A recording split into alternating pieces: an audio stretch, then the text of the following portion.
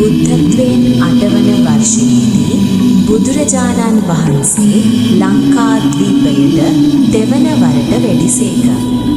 කැලණි නාග රාජ්‍යය පාලනය කළ මණි අක්ඛිත නම් වූ නා රජුගේ ඇරයුම පරිදි බුදුරජාණන් වහන්සේ කැලණියට වැඩම කළසේක.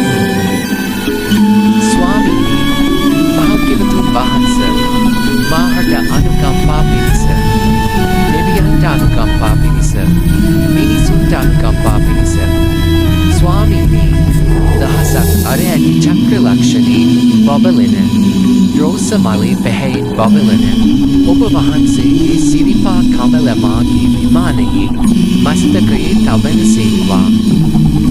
500ක් රහතුන් සමග අහස්තලයෙන් වැඩම කොට සුමන කූට පර්වතයේ උච්චතම ස්ථානයේ පියුම් ශ්‍රීපාද ලාංඡනය දිදුලන නිල් මෙන් සුද්ධ ලෙසින් නීති ගත බබලන්නේ සුද්ධ ඇතා පිටවද වැඩ ඉන්නේ බුද්ධ මේ ශාසන දිනු කරන්නේ සුද්ධ සමන් දෙවියෝය වඩි